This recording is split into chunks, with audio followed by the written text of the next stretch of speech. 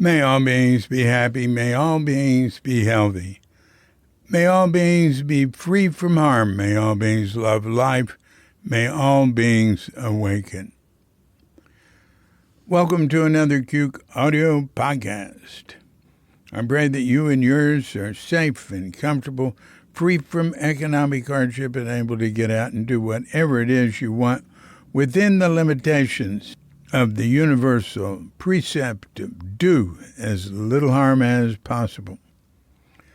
So today I'm going to talk about where there was Zen Center created by hippies. Was Tassajara created by hippies? Was the Zen Center created by hippies? And that won't take too long, I don't think. And then I'm going to talk about unusual experiences. I want to get back to doing more podcasts with guests, but I have trouble stopping working, and now I'm going to try audio hijack to do it for the first time, and I've got to experiment with it and get comfortable with it and do it. And I just keep putting it off to the last minute because, what I'm doing now is I'm getting the website notes for Tassajara stories together. And Tassajara stories, there's really, I just went over it for the last time. I just found a new mistake. It's not real important. I could just correct it on the notes, but I'll send it in. And I was going over Rick McDaniel's chapter on Suzuki in his book about Zen in America, and he called Tassajara the first Buddhist monastery in the West, and I don't, because there was what I have called the Buddhist Learning Center in Washington, New Jersey, founded in 1958.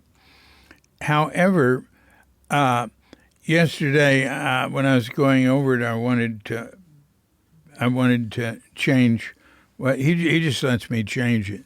I wanted to change it in the text, but rather than open it up and look at it in Tassajara Stories, because it mentions it there, because I wasn't sure about the name, I just asked ChatGPT because I figured that might be quicker.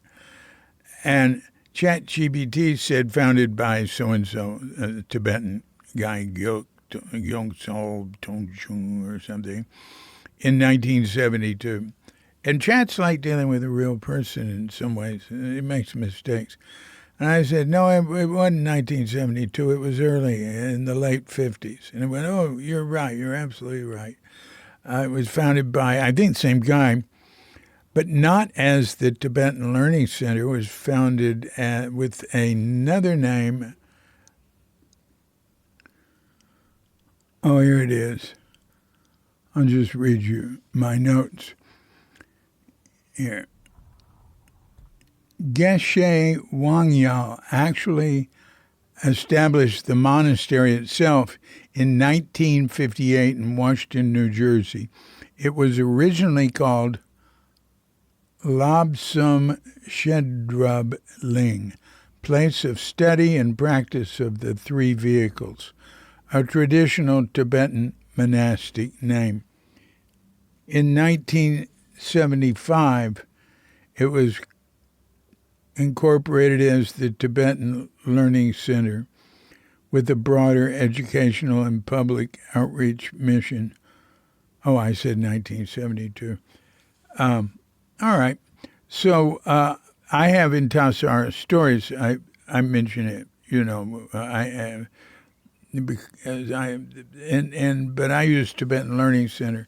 So now should I go back and replace that with place of study and practice of the three vehicles? Or just correct it in the notes? Well, it'd be cooler to put in the real name at the time, because I've never run into that before. I don't know Well, Jack got it off their website, probably. Anyway, that's... I spent yesterday, it was Sunday, so Katrinka and I had spent a little time together and had a delightful afternoon.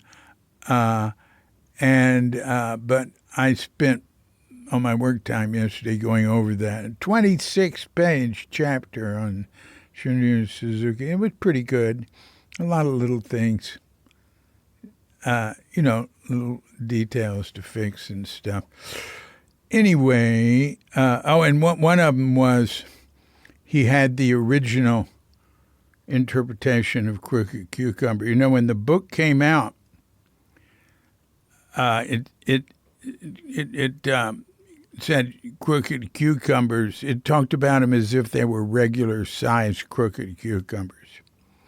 But then, and that's Magata Curie. And Gary Snyder tells me Magata Curie is something that he's heard, people call, or his master called someone. But Hoitsu Suzuki, Suzuki's son, after the book came out, said, what my father was called was, I think it was Heibo Curie. Curious cucumber, not Magata Curie. And he said, Heibo, well, I'll just tell you, Heibo is like saying a runt. And now this really makes sense because Suzuki was very short. And Heibo's like calling him, hey, you little runt. And Hoitsu said the Heibo Curie is the little tiny, very, very tiny bent cucumber at the end of the spiraling vine, like an inch long. So this is a cool nickname. Hey, it's like saying you runt, you loser. And also Suzuki said that his master, Gyojun Soan, would say, though I feel sorry for you, Heibo Curie, because you're never going to amount to anything or have any good disciples. As he said, you're never going to have any good disciples. But I used to taught him. But of course, Suzuki came to appreciate him later when he was older, but he said it took a long time. Actually, his master, Gyojun Sohon, was Suzuki also because it was Shunyu's stepbrother, his big stepbrother, because his father had adopted him, Sohon, when he was 14, and his father was mean to him. When Shunryu was born 14 years later, his father Sogaku wasn't mean to him. He'd gotten older. And anyway, so I'm dealing in notes for Crooked Cucumber. I've taken them down in different places, and I'm getting them up on this place on the web. So you can go to cuke.com/TS. I don't have most loaded.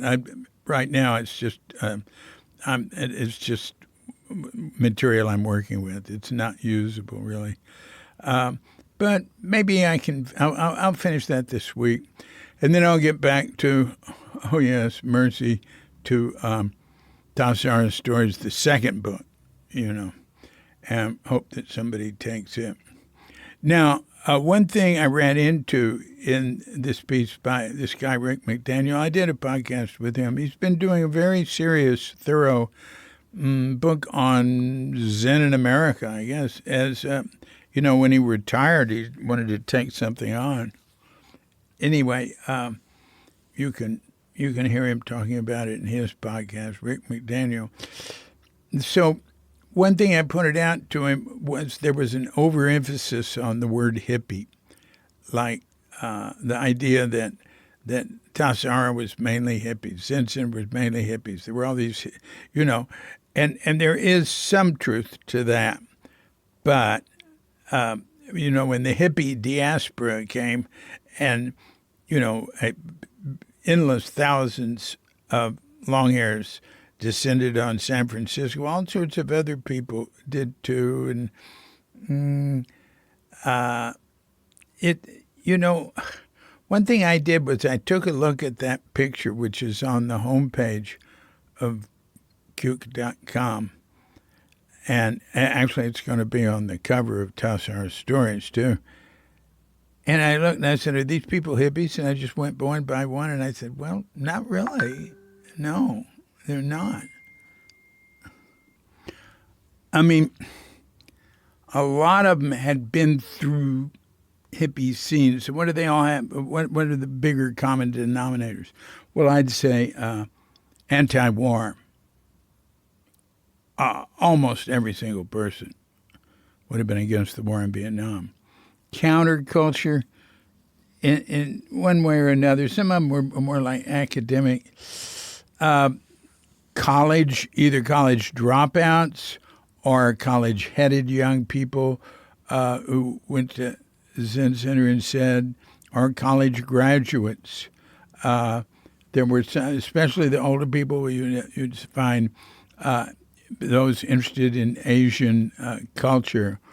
There were some like back to the land people, but they were like, maybe they had I can think of a couple who, had long hair, were into back to the land, but sort of stylish and, the really hardcore hippie long hair, patchouli oil beads. That wasn't Zen Center. It was people who were dissatisfied with what their country had to offer them. There was most people, I would say most, that's over 50%. I would say more than that. Probably 75% had LSD or mescaline or something. I'd say over half had, or maybe 75% had smoked marijuana. Almost everybody, maybe 90% had smoked marijuana. But not hippies. There were those who had gone through a hippie phase.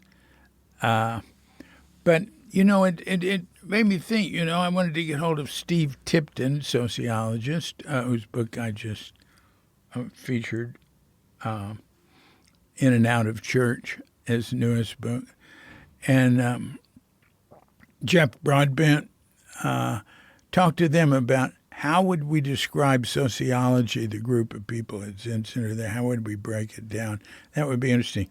But I think I've gone as far as I could, as I can now. So I'm going to go into the part 2 of this, which is unusual experience, because as I thought that wouldn't take long. And I was thinking about unusual experience. And I've always found unusual experience interesting. I don't make a big deal out of it. It's just I notice it and I go, oh, that's unusual. And I really think it's good not to create a strong belief system around things or start, tying things together in a way that really is basically sort of intellectual. I think it's best just to notice things and go, oh, that's interesting, or I saw so-and-so. And there's a very strong element of the society I've been around is like really strongly against believing that anything unusual is real. Like, I just sort of throw it up there and say, this is what I saw, or this is what I heard. Just totally trash it. No. they're lying, you were hallucinating. Like way back before the internet, really, I was on the Well, the Whole Earth organizations. Well, and I was on what did we have, listservs? And so I created a listserv or a chat group, a chat group called Unusual Experience. And I mentioned, I'm sure some of the experiences I'm going to put here. And wow, all I got in response was like really strong denials that it was true. And I'd say, well, but this is what I observed. Or I remember there was one thing that someone had told me, and they said, yeah, it's just an urban myth. And I said, well, no, the definition of an urban myth is that it has to be removed 2 times from you. If somebody told you this happened to me, it's not an urban myth. If somebody says, my hairdresser told me that so-and-so, then that can qualify to be urban myth. I'll tell you one. It is not even on the list. I had a woman come to me at Green Gulch Farm when I was an interim director. She was the sister of a guy who had died going off the road. And she lived in Hawaii. And she said, I wanted to talk to someone, and I think you would be a good person, about something that happened to me when I was flying over here. She was coming for her brother's funeral. I said, yeah, all right. And so we took a walk down to the beach. And she said when she was on the airplane that her brother, real as life, walked up to her and said he was sorry that he died, but it was time, and he loves her.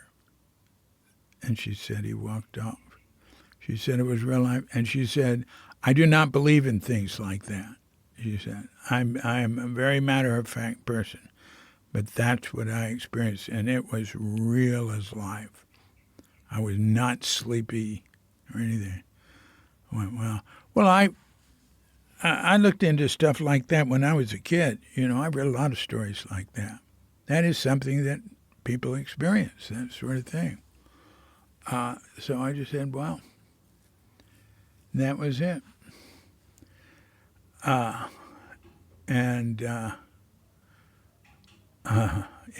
that was one. All right, here, I'll give you another one. This thing about pyramids will keep food fresh and sharpen razor blades and stuff. And it's been disproven by Mythbusters that I think trying to sharpen something or something. I remember that. I don't remember exactly how. Well, I tested it. I got one of these little kits, it was like little aluminum tubes about 6 inches long. I can't remember if there were 3 or 4, if it was a 3-sided or 4-sided pyramid. And they were blue on the outside and silver on the inside, and they connected, you put them in little things. It made a little, I think it was 4-sided, made a little, square bottom, and it connected it and the top. It was just a very simple thing. And it had a little platform there. So I got a brand new, I had an old single-edged razor. I was shaving with, not these throwaways. You open it up and put the single edge in it. And Or was it a double edge? Well, I can't remember. That doesn't matter. And then I started using a new one.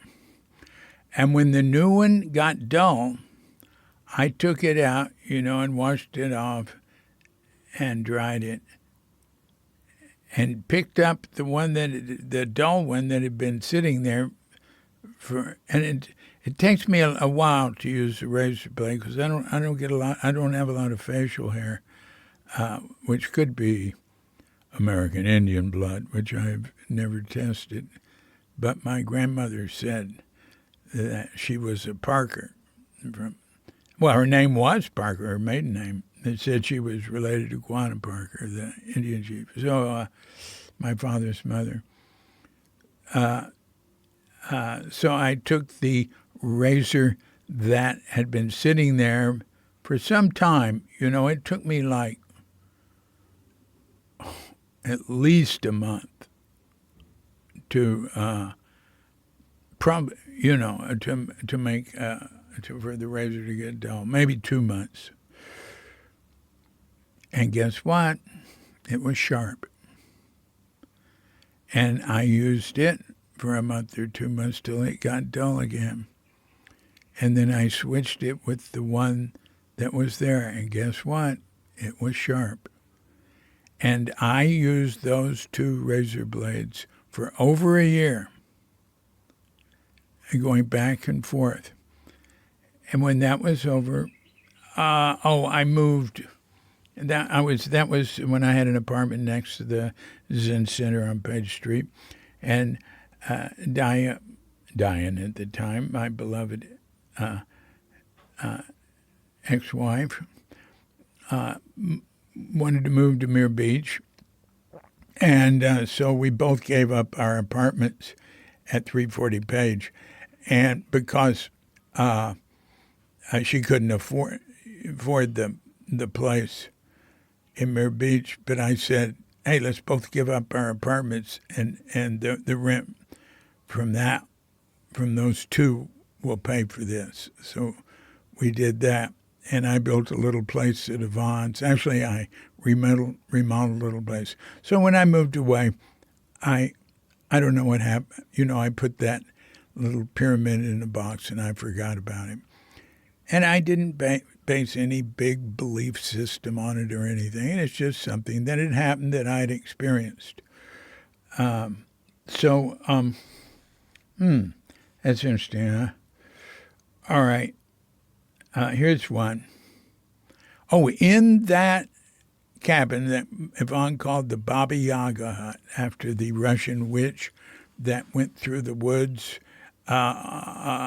in a cabin on chicken feet and caught children and cooked them and ate them. I'd taken this was like originally it was a tack shed, like a shed for saddles. And I created all new walls.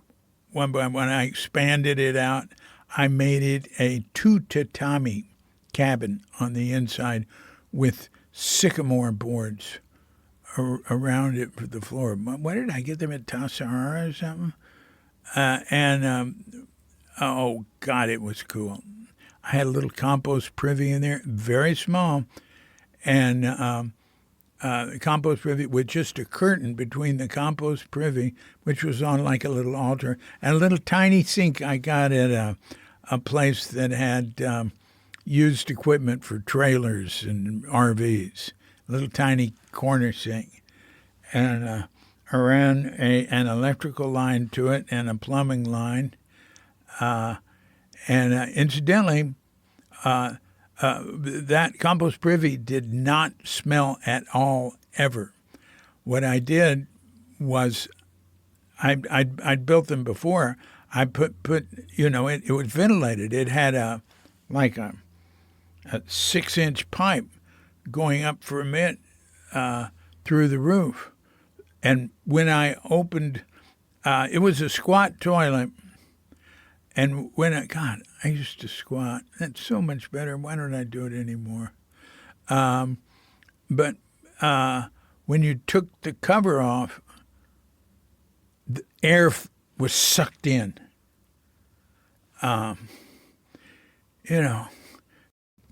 So I was in my cabin, and what would I do there? I'd do work and stuff, writing things, and before computers, writing songs, working on a proposal. I was in there, and Mary Lou. Oh God, I can almost remember her name. Mary Lou. She was living over next door at where Peter and Wendy live now. Peter Rudnick, Wendy Johnson, where Mayumi Oda lived, just right next door. And, these are spacious lots. But her name was something like Mary Lou. She came over and said, David, I just had a dream that there's a fire in Yvonne's house. So I went, okay. So we went over there. And I knew how to get in. Yeah, I knew how to get in. She hadn't tried to get in. She came to me first. And we smelled smoke and went back to Yvonne's bedroom, and the tatami was smoking. And there was a crystal hanging in the window, and the sunlight was going through the crystal and honing a beam down on the tatami, and the tatami was smoking. So we took care of that. I thanked her. She went back. I went back. I don't think I ever talked to her about it again. That is something I experienced. If you read about this stuff, and I read a lot about it when I was a kid, there are endless books that are full of stories like that. I remember one I really liked was somebody on a ship has a dream that there's a ship nearby in distress. And I loved that image. And turned out there was, and they went and helped them. Anyway, I read many. I read Hamlin Garland's 40 Years of Psychic Research. Now, my personal practice does not rely on believing anything. My personal practice actually is what's right in front of me as it is. That's it. Even though I deal in lectures and wise words and talk about that stuff is going through me all the time. I do just what Suzuki said. Don't think about it. Just let it go through. My practice does not rely on believing in anything. It doesn't rely on believing in anything mystical or actually even anything real. Like Suzuki said, he said, I only trust my 2 feet in the ground I'm standing on. But actually, that's going too far, because anybody who's been in a heavy earthquake knows that goes away. There's nothing we can trust.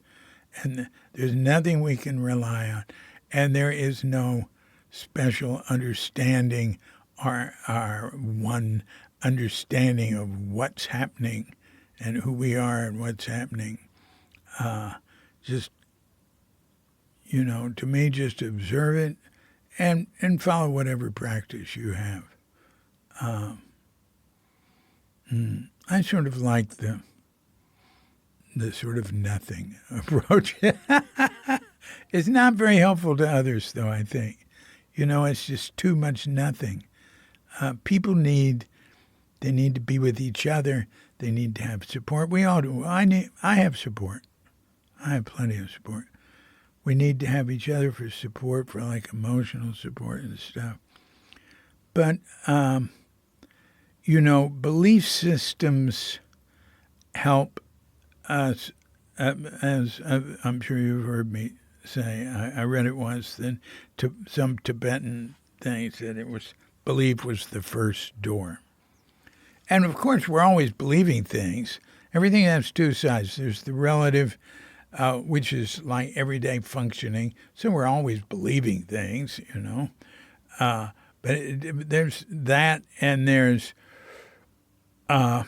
is it fundamental to our identity and sense of reality? Are we clinging to it constantly and unnecessarily? All right, let me tell you another unusual experience. This one, I don't know what the heck it was. And I had it in recent years, but I don't know when the last time I had it. I remember I had it in Japan. And I have had it since, but that was Japan, you know, that was like 40 years ago, over 40 years ago. I left Japan in 92.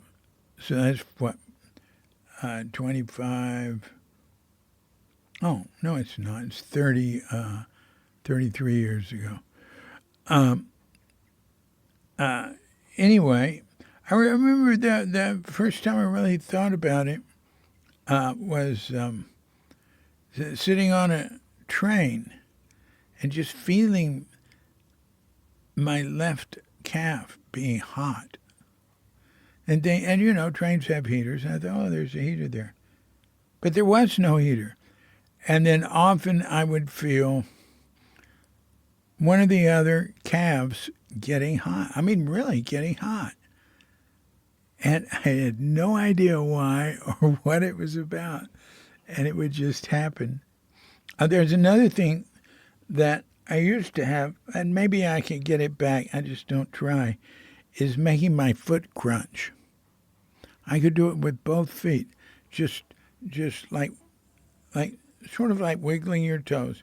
Make the toes go up and down, up and down, up and down. And I could make the bones in my feet go crunching like it was like you had a bunch of cornflakes and you were crushing them together, making all these crunching sounds. And I would show it to people. Well, they sort of freak them out a little, you know. I only met one other person. You know, I've hardly ever thought of it or mentioned it.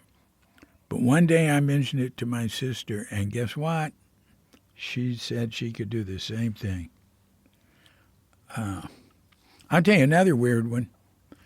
I've never had anybody explain this to me. I've been to a lot of doctors, people, and I used to have to take antacids.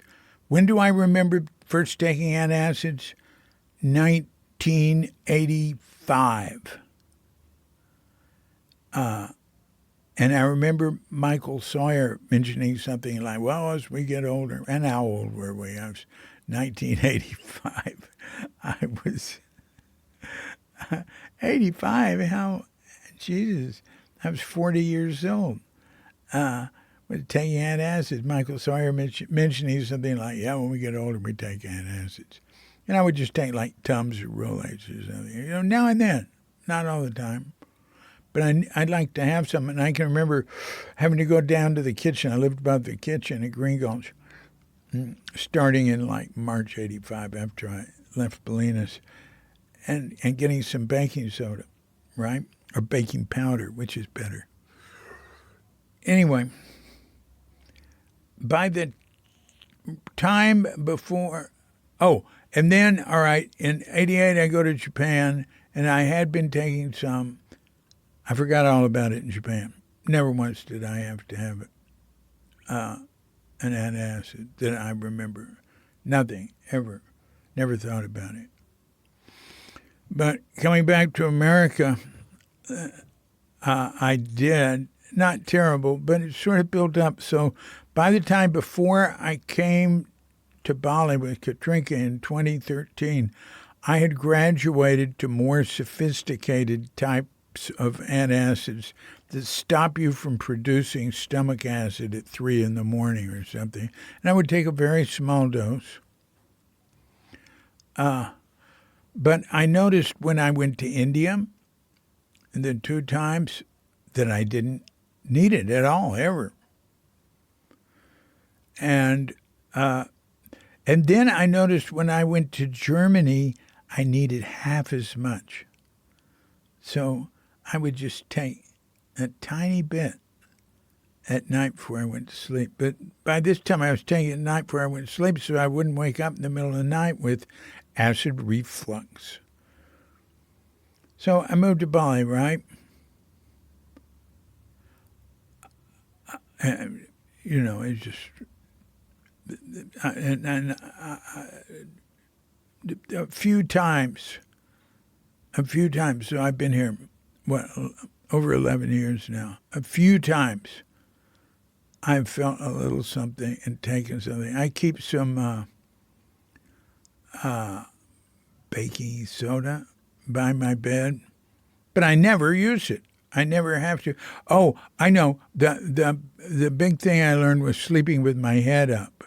Then I really didn't need it. But, I wake up in the morning, my head is flat.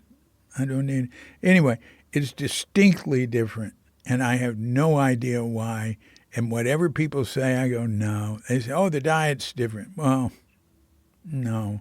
I mean, a lot of times we eat here just like we ate there, sort of brown rice and tofu and cooked vegetables.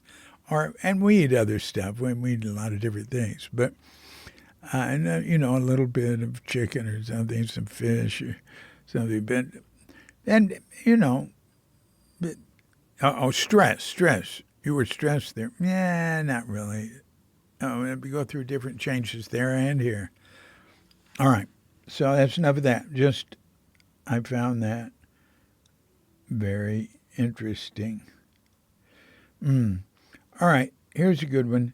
Elin and I were sitting in a room, and this is like 1987.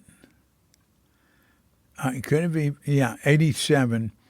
And she was staying in one of the, this is before she and I got married.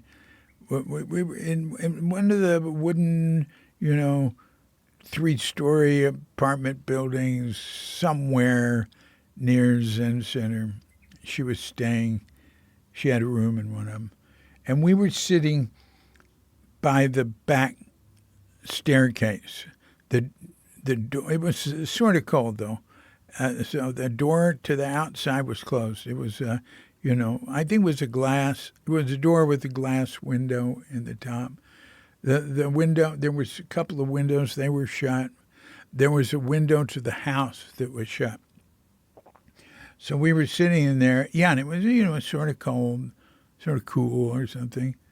And there was this plant, like a vine, that had grown into the room and was sticking up, sort of bending a little, curling a little, several feet into the room. And while we sit there, it starts moving. It starts moving like dancing very slowly to the left and to the right and to the left. And then we're looking at it, well, that's interesting. Why is it doing that? Well, there has to be wind coming in. So, it takes something like a feather or whatever and try to get, no, we couldn't feel any wind, nothing. And we could not explain. Well, probably something on the other side was making, I would think there would be a biological reason for that. But I asked a friend who's a biologist, and he said, you were stoned. I have found scientists and not to be open to new information in their field frequently. And I give you one of the most extreme examples. In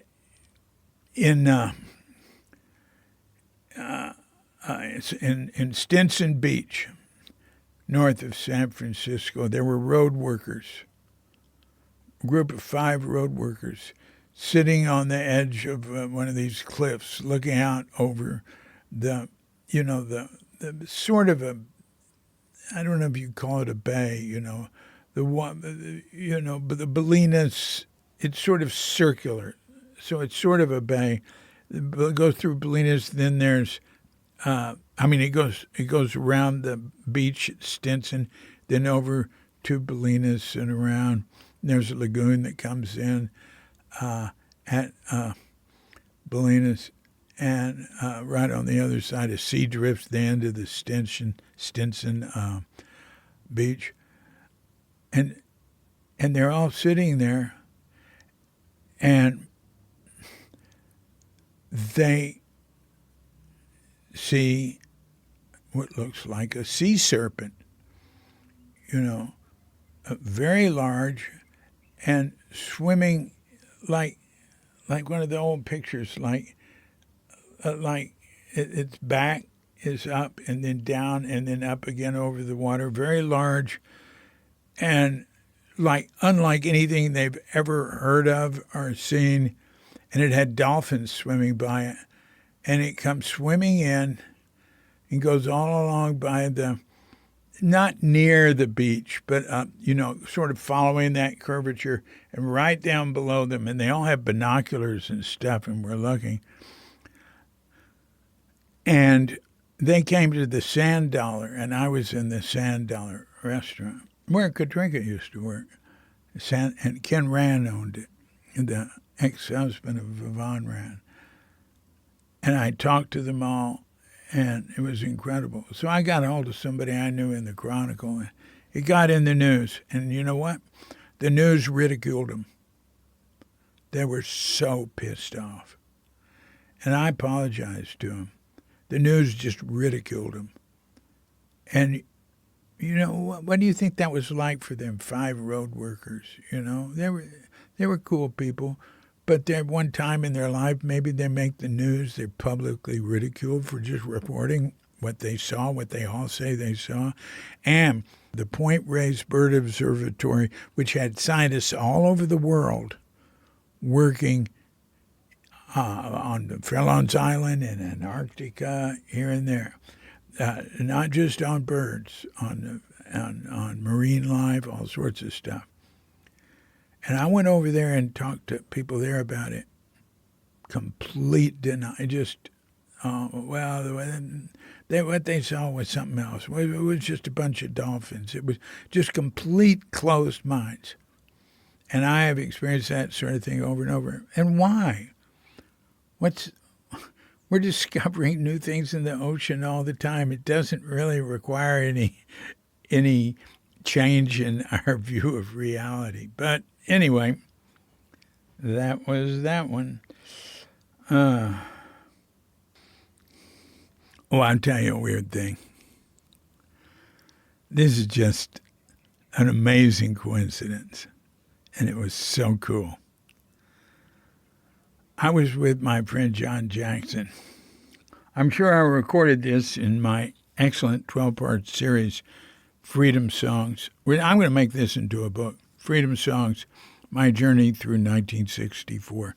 And it starts off at Austin College in Sherman, Texas, where, I am failing miserably, but becoming radicalized somewhat. I'm becoming a prankster too, or somewhat. Anyway, John Jackson, my best friend there, and I were, we were failing together in freshman year, and his room was sort of messy. And, hey, John, clean your room up. Oh, well, I will. I will. I'll make a list of what I have to do to clean it up. We're sitting there. I say, hey, I see some cards. Let me show you a card trick. And I picked up a deck of cards. And I say, here, pick a card. And he picked a card. And he handed it back. And I shuffled it, and I shuffled it. And I went, why don't you shuffle it now? And he did that. I went, all right, now shuffle it some more. You shuffle it some more. Hand it to me. And I took the deck of cards and I threw it up in the air across the room.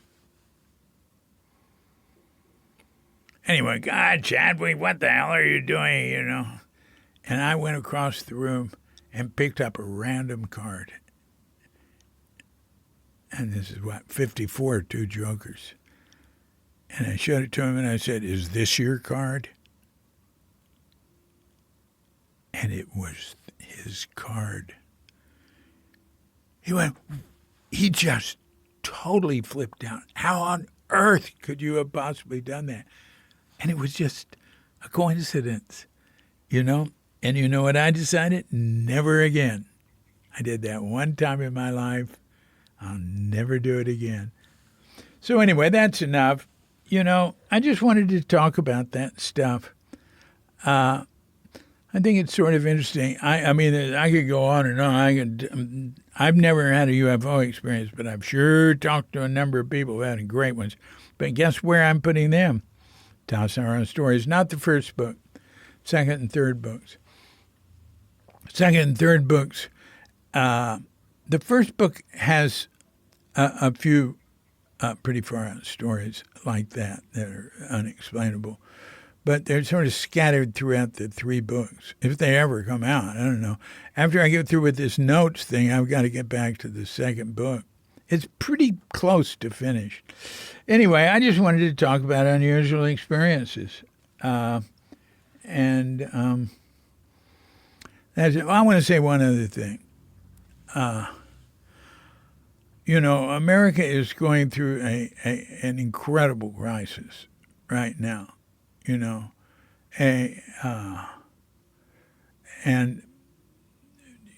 the whole world is being threatened with the destabilization at the hands of a guy who is really a Marvel Comics level villain with absolutely no redeeming qualities. And it's just the most amazing thing is not that he is who he is, doing what he is. It's that the number of people who believe him and follow him.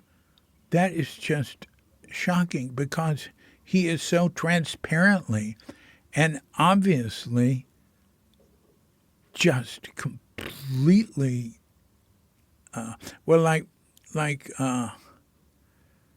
who was it that said, called him malignant? Yeah, Bob Woodward, the very, not big politically active guy, but the dean of the interviewers and the journalists said, "What is Trump's goal?" He said, "To give America the finger." And that is, when he'd gone bankrupt, I think for the 6th time, and he had lunch with that guy who owns Virgin Airways, Branson. And Branson said all he talked about was getting revenge at all the people that wouldn't give him loans. And then he went to Russia and he got the money he needed. It's not a P-tape. Why do they keep talking about a P-tape? That wouldn't hurt him. It's money. He got bankrolled there, and he's grateful to Russia. And if,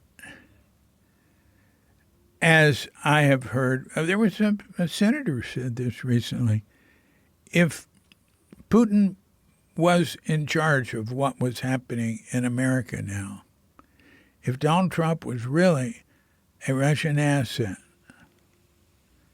and doing what Putin wanted, wouldn't he be doing just exactly what he's doing?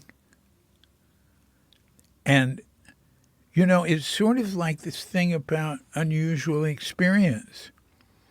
I have seen and heard an enormous amount of evidence pointing to him being a Russian asset. A high-ranking Russian intelligence guy or general or somebody published it in a book. Said he'd been an asset since the 80s. And,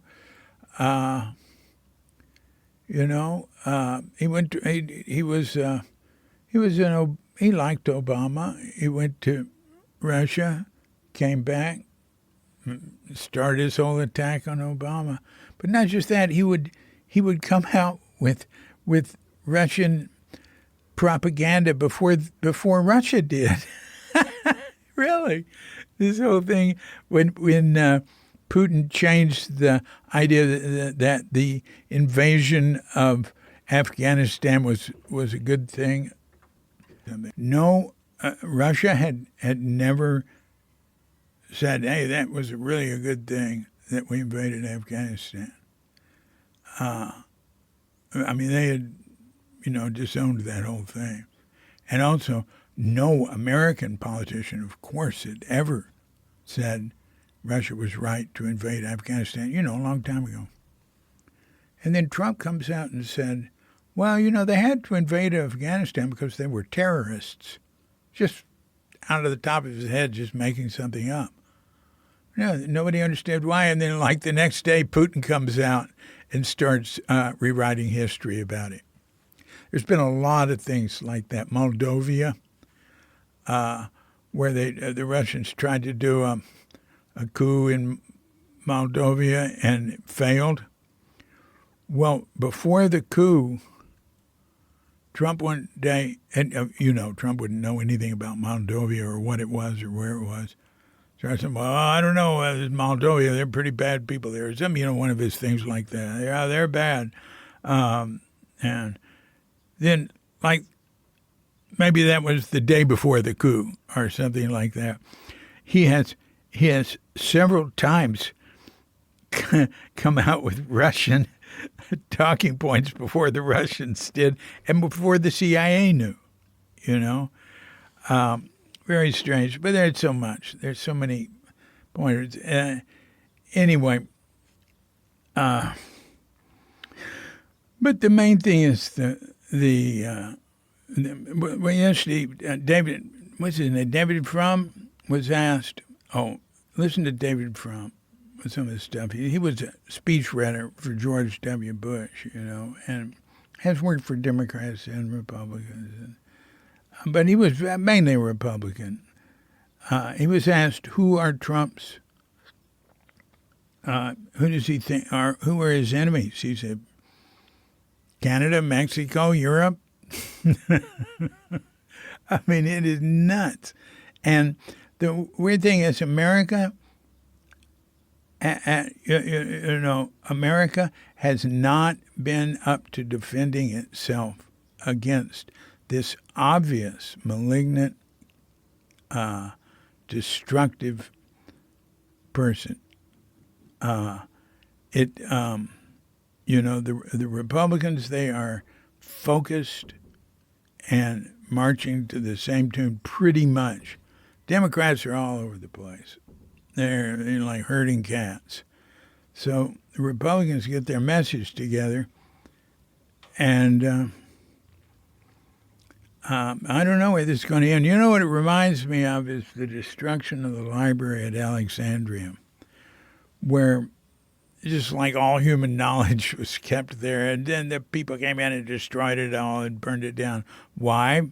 Because it was not available to them, really. I don't think it was like something that the elite educated had, and so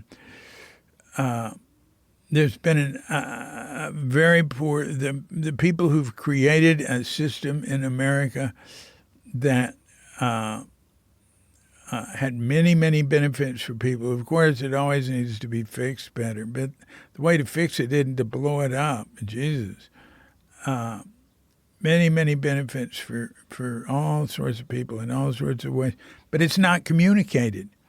So it can be attacked very easy by the more unified attack machine. Anyway, we'll see what happens. I think it looks really bad.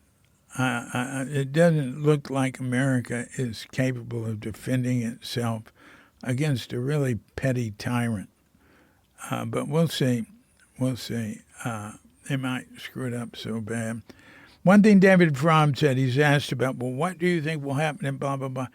He didn't want to answer that. He said, look, People have to do things. If people do not take action, it will get worse. People have to stop it. And I heard somebody else say, it's not going to take tens of thousands. It's going to take hundreds of thousands, millions of people opposing this. You know, in the meantime, we've got climate change coming on at a rate that climate change is coming on, and neither side is doing enough about it. Threat of nuclear war. Now, with no country being able to depend on America to help it defend itself, we're quite likely headed into a new nuclear arms race with all sorts of countries getting their nuclear weapons. We'll see South Korea. Oh, they can look at America and say, we can't depend on America. The world has been very stable in many ways, considering all the threats to us. But, good Lord, what's going to happen now? Anyway, not only one other thing, not only the Library of Alexandria, but there have been things like the Cultural Revolution were great destructive periods. We might be headed to one of those in America. It seems to be mainly just sort of destructive and cruel. Just pointless destruction, really, by children in wearing adult bodies. petty, spoiled, not well socialized children. Good Lord. Well, the Cultural Revolution, and back in China, when the emperor built the wall, isn't he the one that had all knowledge destroyed? There have been things like that in history. The Chinese have gone through a number of periods like that. Anyway, maybe America's a very new country. Maybe it just wanted to destroy everything. And the thing is, though, it's sort of been very important in keeping peace in the world. I mean, Liz and I have been very against American foreign policy. It's done terrible things in other countries.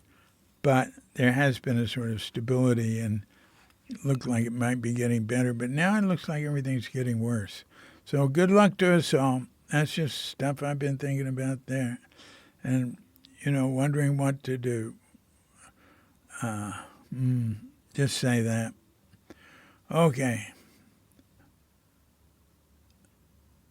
This has been a Kook Audio Podcast. I'm DC, Poobah of Kook Audio and Kook Archives, coming to you from sleepy Sonora with Doghead Bandita, Feline Manis, and dear lovely Katrinka, wishing you and yours and all of us a grand awakening.